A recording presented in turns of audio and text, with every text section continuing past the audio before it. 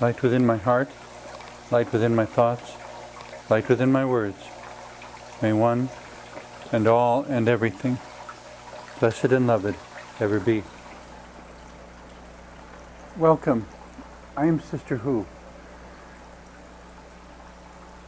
I don't know that any of us can really say for certain that they're presenting the answers to anything, because every discussion is an ongoing discussion. We're always learning more, experiencing more, adding to what has happened thus far, and considering, I hope, whether we need to modify or update our conclusions about things.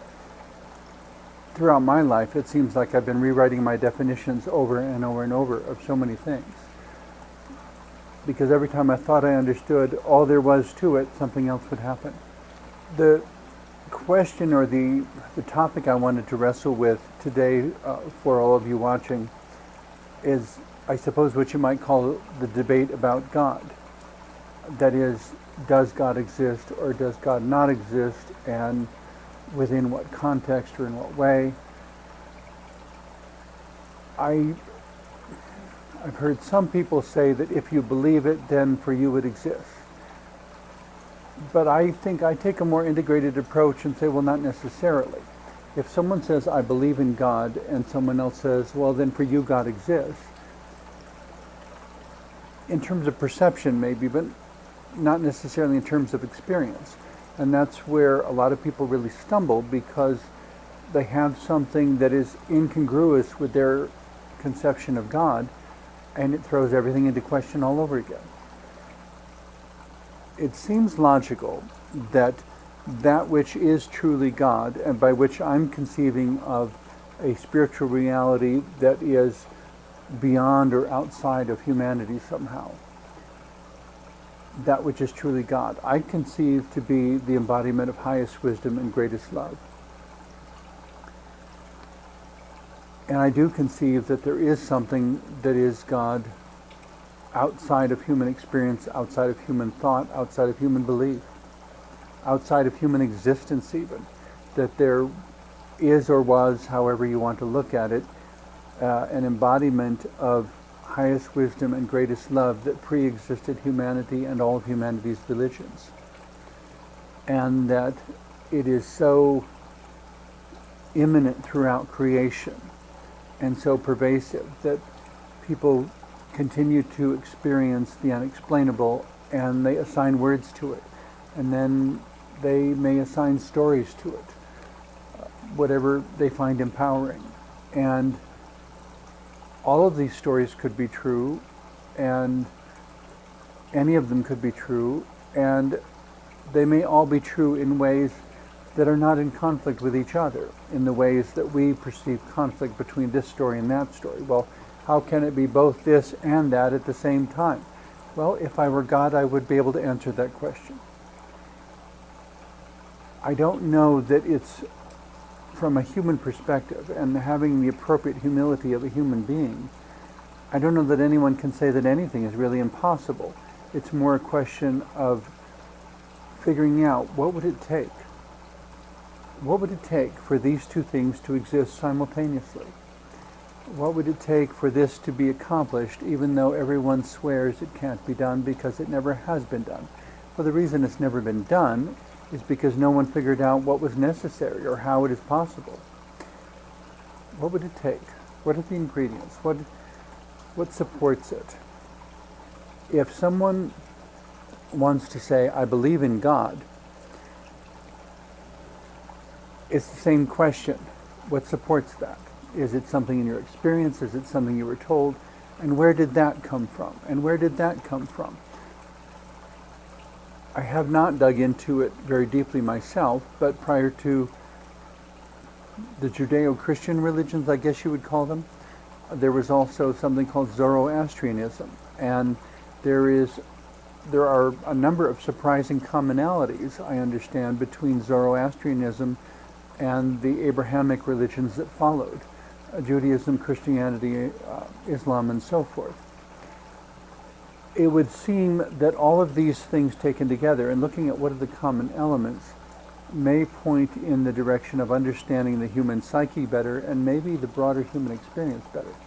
But there's all sorts of other things that, with a little bit of new information, we may have to rewrite the story again. As the embodiment of highest wisdom and greatest love, it would seem that the divine, as I conceive it, already has all those understandings. But the point to remember is that the divine doesn't spring into existence simply because I say so, or any cleric says so, any clergy says so. Nor does that which is truly God suddenly disappear and cease to exist simply because humanity says you don't exist. You can go around all day pointing at other people and saying you don't exist, and you don't exist, and you don't exist. Nobody disappears. They just wonder about your sanity, I suppose, or what point it is you're trying to make, or if you mean that literally or figuratively. Life is more correctly, I believe, about discovery.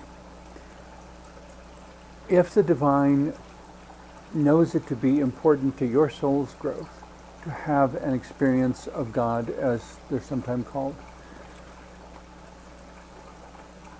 then I suspect those sorts of experiences will be coming your way. And your challenge is to respond as constructively as possible, rather than to shut down and simply say, this can't be happening, this can't be happening, this can't be happening. Going from the stories recorded in biblical literature, I don't know whether they were historically true or not, or whether they're metaphorically true, or whether they're part of folklore. And I'm not here today to try to decide that argument. In the entire Bible, which I think is supposed to represent something like 6,000 years of history, roughly, there was only one time when God manifested as this beam of light that knocked the apostle, well, at that point Saul, off of his horse, knocked him to the road. He saw this blinding light, and he says, "Who are you?" And he hears a voice that says, "I am Jesus, the one you are persecuting." That's the report of the vision. I'm not concerning myself with the contents of the vision so much as with the fact that in the entire Bible, 6,000 years of recorded stories, supposedly, it only happened once. The divine never chose to manifest that way again, neither before or after.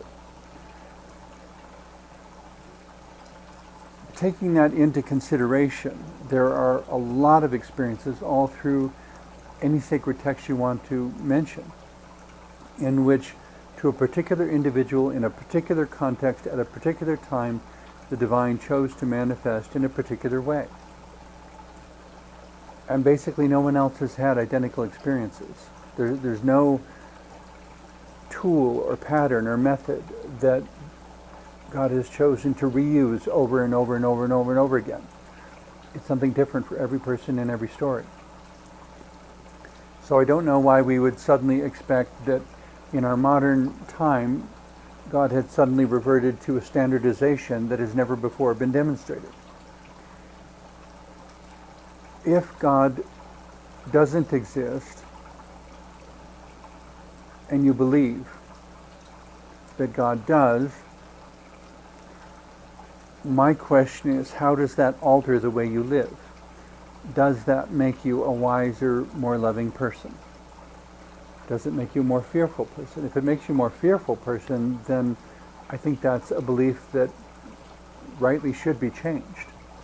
If it's a belief that allows you to devalue other people, or to devalue life, or to assume that recycling is meaningless because the world's all going to be destroyed in fire and replaced with a new world anyway, as if the divine are giving us planets to use up, destroy, pollute, and totally degrade, and it doesn't matter because, we'll get another one anyway. It makes about as much sense to me as parents who may give their high school graduate son or daughter a new car, and, well, if they get in a wreck, we'll just give them another one anyway. I don't know of any parents who would do that. There's a learning curve that if the child cannot be trusted with this gift, why do we give them one more of the same? The whole point of giving them this gift is so that they can learn and be responsible and pursue their life and have their experiences in an empowering sort of way. If we have been given this earth by a divine being or by the synchronicity of the universe, whichever it is, either way, we stand to win if we do our best with it. And if we don't treat it lightly, if we don't treat it like it's disposable, and well, we'll get a new one eventually anyway, there is a way that the planet is improved, a way that nature is improved, a way that we ourselves, most importantly, are improved by doing our best with it, by bringing our greatest wisdom and love to it. Since telling God you don't exist isn't going to stop your Damascus Road from happening, because Saul didn't believe in Jesus at the time that happened. It didn't stop Jesus from manifesting to him in that way. And that's assuming the whole story is exactly as reported.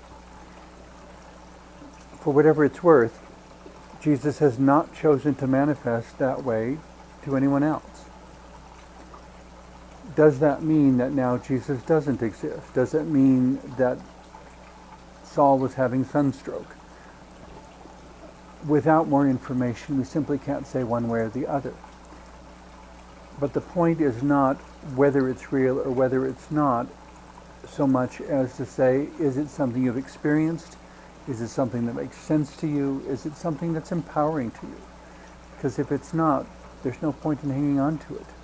And I can't imagine a God of highest wisdom and greatest love that would insist that someone believe as if God needed that belief for some reason. My conceptions of God make it ridiculous to say that God needs humanity to exist at all.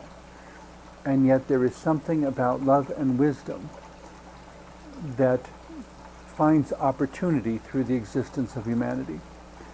And there is something about believing in things that we can't see that leaves us exploring and questioning and constructively curious about this universe and this wondrous, diverse space in which we live.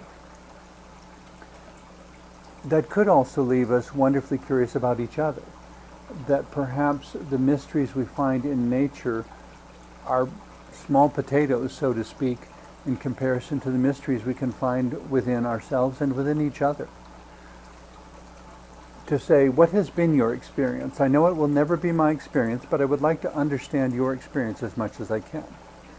And if you are willing to hear what my experience has been in contrast, neither of us needs to judge the other's experience as more or less true. This is not a competition. This is an exploration. This is an experience. This is a being in body that also has a mind and spirit. As a fusion of body, mind, and spirit, the things we think, the things we feel, the things that, well, the things we sense, the things we think, the things we feel intuitively, and the things that we feel physically. Body, mind, and spirit. Humanity, each human individual is a convergence of these things, resulting in a consciousness that is totally unique. I see no reason to argue that God doesn't exist, because there are synchronicities and moments and serendipitous things that have happened throughout my life that are so ridiculously improbable that for that to happen, well, I had a better chance of winning the lottery than I had of that happening. But the things did happen, and then they happened again, and then they happened again, to where you begin to look around and trying to figure out if somebody is staging this, is this a setup? I mean, this is so unlikely and so uncanny. And, well, the story I recounted in another episode of hiking Mount Sherman and passing a young group of boys whose leadership wanted to protect them from exposure to Sister Who. Maybe I don't know, maybe I'd make them think too much or something, I'm not sure. Or maybe they were afraid they'd be asking me for makeup tips or something. I don't know. There was no legitimate basis I can conceive of why they would have wanted to keep me separate from those boys. But 2 years later, God had different ideas, because 2 years later, a 20-minute window on top of a different mountain, the same boys and sisterhood meeting, but oops, the leadership wasn't present because they didn't expect me to be there, I guess. There are so many improbable everythings about that for that to have happened at all was just a real wake-up call of some sort. Exactly what it will mean in the long run, I think only time will tell. The point of debating whether God exists or whether God doesn't is not so much about whether God exists or whether God doesn't. It's about being open to whatever crosses your path. If you have a Damascus Road experience like Saul, who then became the Apostle Paul, or if you have a different experience like Philip, who was talking with someone along one road and poof, he suddenly appeared 20 miles away at a different location. How did that happen? It's a biblical record of the sort of instant transportation from one place to another that I don't think anyone else even imagined until the time of Star Trek. And that is still beyond our technology at this point to duplicate that. But somehow it happened, according to the record anyway. The point is, when something incredible happens, to be open to it, to be willing to learn from it, to not have beliefs that disallow what is right there in front of you. And if you don't have someone else's incredible experience, accepting that for whatever reason that's not part of your path, and you don't have to think of yourself as less important or less loved or less worthy in any sense of the word. You're a person with your own path. And if it is helpful to you to have an experience of God, then, or if you feel drawn to that, there are all sorts of possibilities for creating those sorts of experiences. But you will have to think very carefully, and probably for a very long time afterward, about what those experiences mean and how it has changed you. How you cannot be the same person after having that experience, even if you never come up with an adequate scientific explanation for what exactly happened. I don't know that, on the assumption that God does exist as a spiritual being totally beyond human comprehension, and as a being outside of time even, who pre-existed humanity, and may or may not have had some role in humanity's creation, there are possibilities of relationship that may follow scientific definitions, or may follow theological definitions, or may follow philosophical, theological, scientific. It's not so important which definitions you have as that you explore whatever is in front of you and embrace the fullest possibilities of your own life without discounting the unexplainables in anybody else's life. Because for each of us there are those moments, those times, those things that I don't know why it happened the way it did. I don't know why this person got cancer and that one didn't. I don't know why this person didn't get on the plane that ultimately crashed and this person did. All sorts of questions that, is it fate, is it God, is it pure coincidence? If you want to argue for pure coincidence, the odds against these sorts of alternate choices and preventions and interventions is so, it's, according to probability and statistics, these things would be impossible. So that there is something isn't difficult to argue. That it is beyond human comprehension isn't difficult to argue.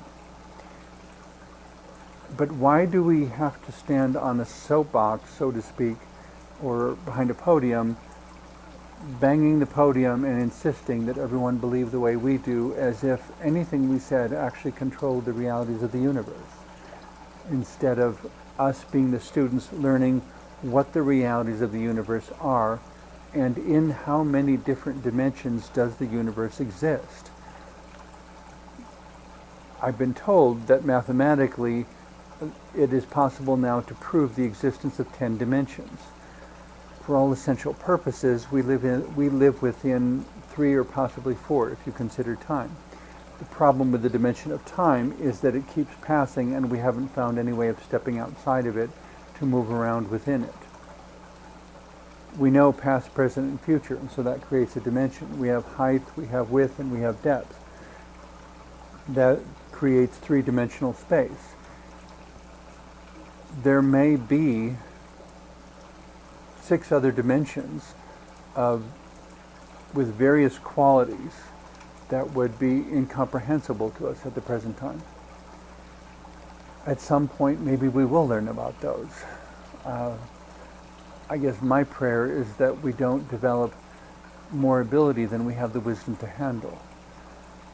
In some ways, I think humanity has very much flirted with that reality, however, in entering a nuclear age, so that we have the potentially destructive, potentially constructive ability to split atoms and create nuclear energy. But we don't, it's like our ability has gotten ahead of our wisdom.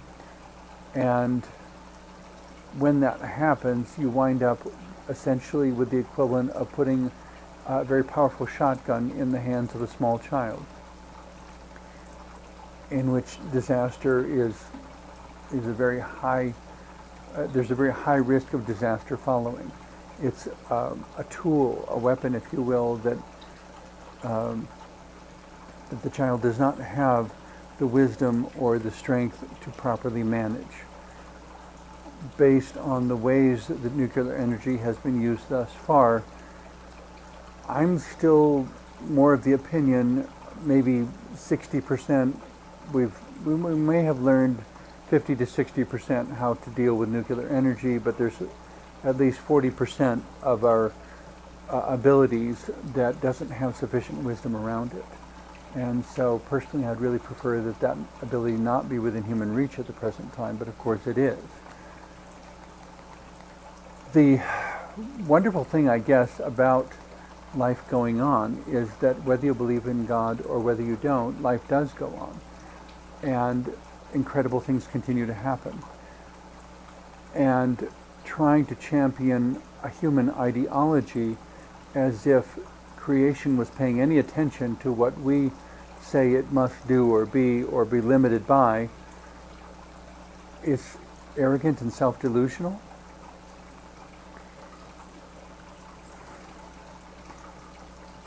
It's, in a sense, equivalent to an elementary school student deciding to displace the teacher and teach the class from that point on.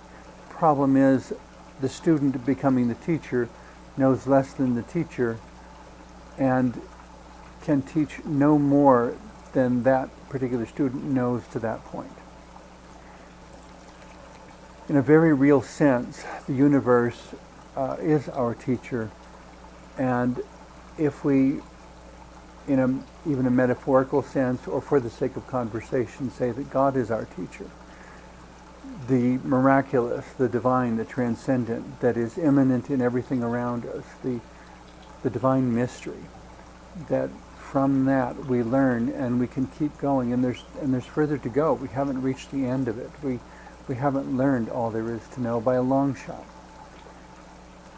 I was wrestling with the question a number of years ago.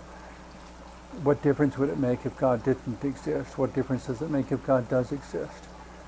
And the thing I guess I keep coming back to is that without God, I have no motivation, I have no incentive, I have no, I have nothing magical or mysterious that intrigues me.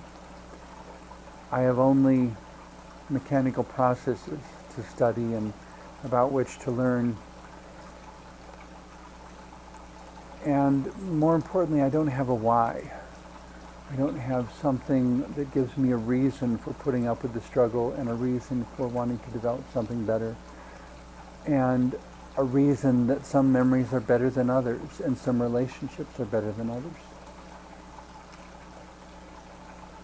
I'm sure the debate about God's existence will go on for millennia to come. And there will be those who have incredible experiences. I myself had an incredibly powerful mystical vision at one point under very complex circumstances.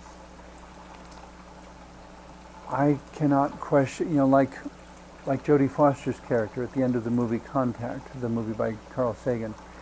I cannot question my experience. It feels so real, and yet scientifically I cannot prove a single moment of it.